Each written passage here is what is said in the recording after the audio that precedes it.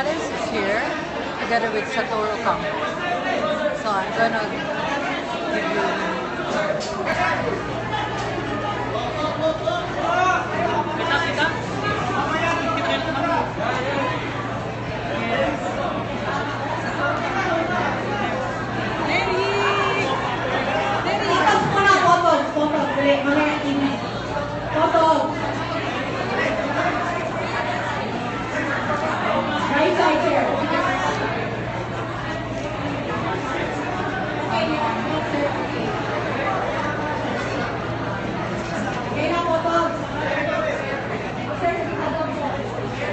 Mary Colmenares is running for senator. Okay, natin naman, Bibi. Down, photos, please. TV.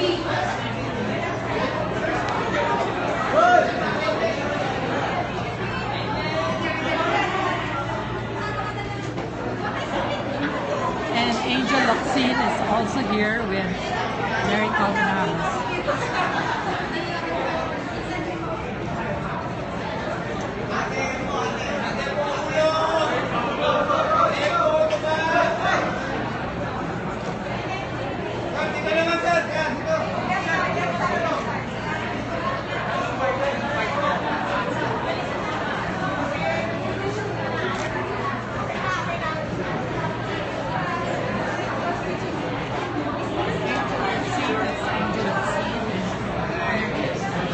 Ngayong araw, ang hirap pala nitong mataas na rostrum, halos hindi ako makita. Hindi makita ang aking 5'7" na height. Magandang umaga sa inyong lahat. So, nag-file ako ng Certificate of Candidacy bilang kandidato sa pagkasenador ng bayan nila. Bakit po ako tatakbo sa pagkasenador? Tatakbo po ako sa pagkasenador dahil kailangan ng fighter ng bayan sa Senado. Yan ang dahilan bakit magpapatakbo ang Makabayan Coalition sa Senado. Tatakbo ako sa pagkasenador para ipagpatuloy ang laban para itaas ang pensyon at sweldo. Tatakbo po ako sa pagkasenador para pababain ang tingil sa kuryente at tubig.